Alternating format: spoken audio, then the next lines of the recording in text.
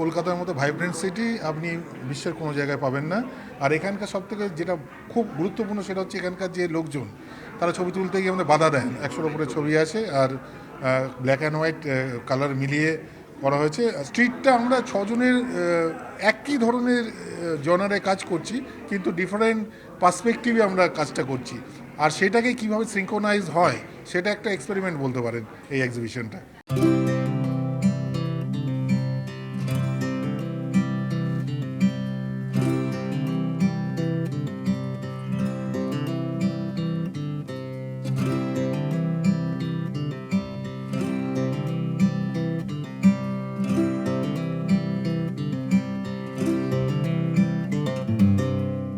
কলকাতার মতো vibrant city আপনি বিশ্বের কোনো জায়গায় পাবেন না।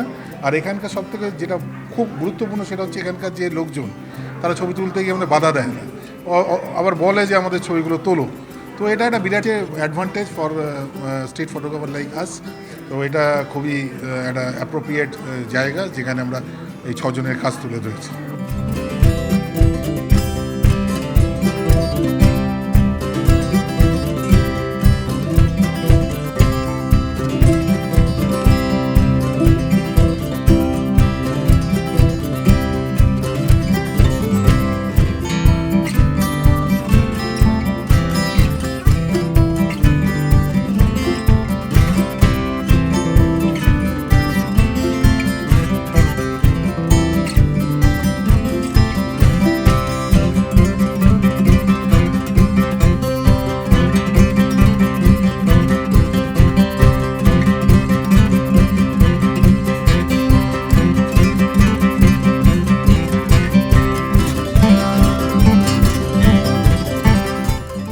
এখানে মোটামুটি প্রায় 100টা ছবি আছে, 100-র উপরে, 100 কিছুটা 100-র উপরে ছবি আছে। আর ব্ল্যাক অ্যান্ড হোয়াইট কালার মিলিয়ে করা হয়েছে। দিল্লি থেকেও আর্টিস্ট আছে, অনুরুদ্ধ গুহ সরকার, তারপর হচ্ছে বেনারস থেকেও আমাদের বন্ধু মনীষ খেত্রী এসেছেন। এখানে ভাস্কর কুন্ডু আছে, দেবলাইরি আছে, দেবরানী দাস আছে।